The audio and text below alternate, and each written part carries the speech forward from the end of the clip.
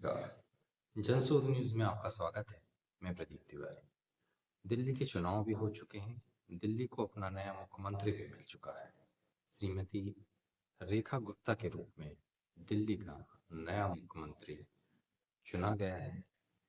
आपको ज्ञात ही है कि भाजपा ने वहां पर 70 सीटों में से 48 सीट जीतकर एक बहुत ही प्रचंड बहुमत दिल्ली में 27 सालों के बाद हासिल किया।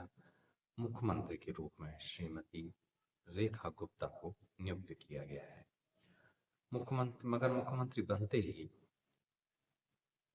श्रीमती रेखा गुप्ता के पुराने गड़े मुर्दे उखड़ने लगे।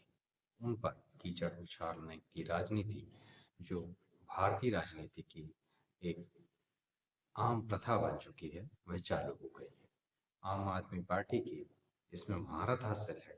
हालांकि आज वह खुद अपनी पार्टी बचाने की स्थिति में नहीं। खुद मुख्यमंत्री श्रीमती रेखा गुप्ता को यह अंदाजा भी नहीं रहा होगा कि उनके पुराने समय के किए गए कुछ ट्वीट और कुछ सोशल मीडिया में की हुई उनकी पोस्ट उनके लिए इतनी दिक्कत का सबब बन सकती हैं, और शपथ ग्रहण समारोह के ठीक बाद उनके लिए यह राजनीतिक समस्या पेश कर सकती हैं। उनको इसकी आदत डाल लेनी पड़ेगी। और वैसे तो पूरे देश की राजनीति ऐसे ही चल रही है, मगर खासकर दिल्ली की राजनीति प्रमुख रूप से इसी तरीके से चलेगी, यह उनको मान लेना चाहिए। बहरहाल, आइए श्रीमती रेखा गुप्ता के विषय में आपको कुछ जानकारी देते चलते हैं। जब इस तरीके की बात सोशल मीडिया में आई है, तरह तरह के मीडिया में आई है, तो आपको भी श्रीमती रेखा गुप्ता के विषय में जानने की इच्छा निश्चित रूप से जागृत हो रही होगी। तो हम बताते चले कि श्रीमती नीता रेखा गुप्ता का जन्म 1974 में हरियाणा के जींद जिले के जुलाना उपमंडल के नंदगढ़ गांव में हुआ था। उनके पिता भारतीय स्टेट बैंक यानी एसबीआई के मैनेजर थे। इस नाते से उनकी ट्रांसफर दिल्ली में होता है, और फिर श्रीमती रेखा गुप्ता यानी रेखा गुप्ता का स्कूली शिक्षा और विश्वविद्यालय यानी कॉलेज की शिक्षा सब दिल्ली में होती है।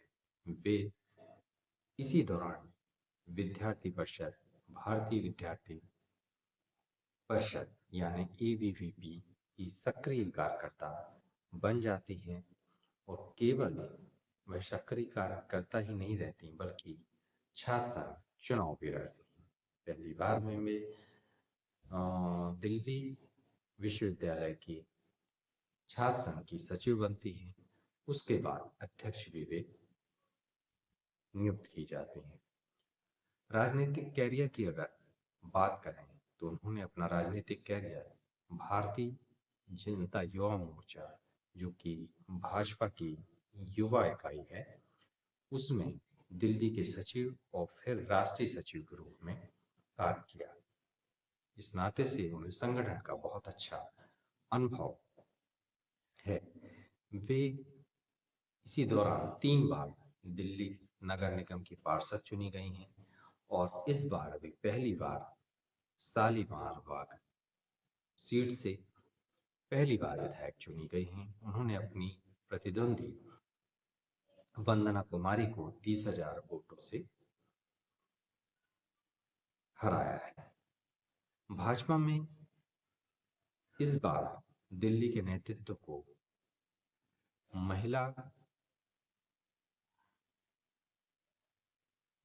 की नेतृत्व को देने की एक इशारा किया, या एक वहां से पहले से कुछ ऐसा तय था।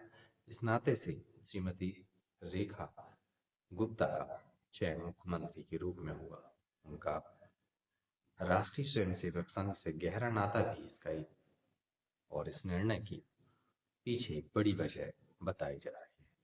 मगर सबसे बड़ा सवाल यह उठता है कि क्या वे दिल्ली के बेहतर तरीके से संभाल पाएंगे और दिल्ली की समस्याओं को ठीक ढंग से एड्रेस करके उन पर काम कर सकेंगे, उनके हल तलाश कर सकेंगे, जैसे शिक्षा, स्वास्थ्य, सड़क और परिवहन और रोजगार, तथा प्रमुख रूप से जिसका मुद्दा चुनाव में भी गरमाया, यमुना नदी की सफाई का कार्य क्या वे अंजाम दे पाएंगे।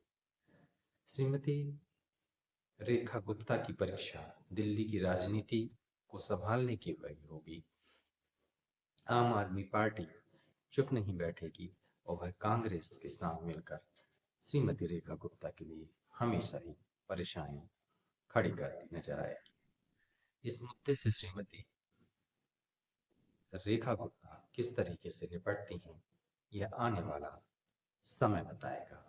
आगामी कुछ माहों में ही अवश्य आप इसे देख पाएंगे। नजर जंसूद की भी इन सभी मुद्दों पर होगी कि वे विकास के एजेंडे को किस तरीके से आगे बढ़ाती हैं और किस तरीके से दिल्ली की राजनीति को वे संभाल पाते हैं। अगर आपकी भी रुचि दिल्ली की राजनीति और दिल्ली के विकास पर है तो आप जुड़ सकते हैं जनसूद के साथ।